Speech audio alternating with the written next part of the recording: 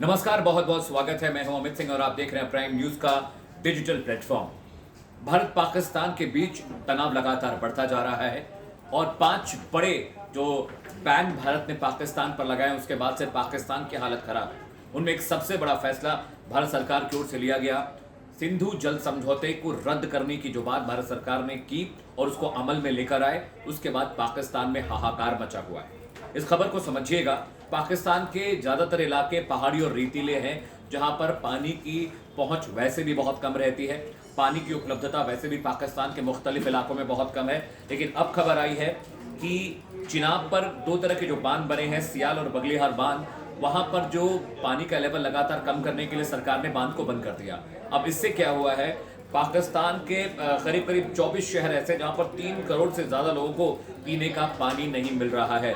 यानी जो water strike की योजना भारत सरकार ने बनाई थी, वो रंग लाती दिख रही है, उसका असर दिख रहा है। क्योंकि चिनाब का ज़्यादातर जो पानी है, भारत से सटे जो इलाके हैं, चाहे वो रावलपिंडी हो, पेशावर हो, पंजाब का, पाकिस्तान का पंजाब प्रांत हो, यहाँ पर बलूचिस्तान के बहुत सारे कोस्टल इलाके हैं जहाँ से चिनाब का पानी वहाँ पर जाता है और लोकल लोगों को पीने और तमाम दूसरी ज़रूरतों के लिए पानी मुहैया कराया जाता है। लेकिन अब समझिए इससे दिक्कत क्या हो रही है। 3 करोड़ से ज़्यादा लोगों को पानी नहीं मिल रहा है। इसमें पीने का पानी है, साथ ही साथ दवा कंपनियों को जो पानी की सप्लाई होती है वो बंद हो गई है।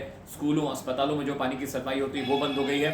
पानी का लेवल घटकर 7 फीट तक आ गया है। यानी पहले वहाँ पर पानी का जो लेवल था करीब 24 से 30 फीट हुआ करता था, पानी का लेवल घटकर 7 फीट हो गया है। यानी उसमें सिर्फ 3 फीट पानी है और 3 फीट जो नीचे का हिस्सा है वो रेत और कीचड़ है। और आने वाले 1 हफ्ते के अंदर पानी का ये स्तर घटकर 1.5 फीट तक हो जाएगा। तो जरा सोचिए कि पाकिस्तान की हालत कितनी खराब है। भारत सरकार के इस फैसले के बाद पाकिस्तान की तरफ से 3 बड़े नेताओं के बड़े बयान आए।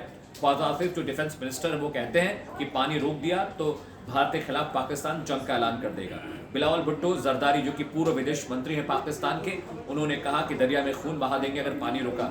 इसके अलावा शहबाज शरीफ जो वजीर आजम है पाकिस्तान के, उन्होंने कहा कि भारत अगर पानी रोकता है तो ये कार्रवाई युद्ध की तरह देखी जाएगी। इन तमाम गीदड़ भपकियों के बाद भी भारत ने पानी बैन कर दिया पाकिस्तान का।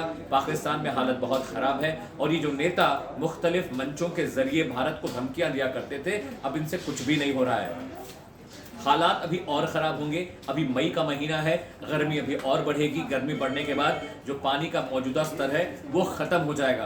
तो ज़रा सोचिए कि 3 से 4 करोड़ आबादी को एक बूंद पानी मैसर नहीं होगा तो वहाँ के हालात किस तरह के होंगे। और इसीलिए पाकिस्तान लगातार इंटरनेशनल फ्रेटर्निटी से बीच बचाव की बात कह रहा है। वो कह रहा है कि भाई भारत को समझाइए कि कम से कम पानी तो आने दें। लेकिन भारत ने भी 2 टूक कह दिया है कि हमारे लोगों को आतंकवादियों ने मारा है। पिछले 3 दशकों से भारत आतंकवाद का शिकार होता रहा है।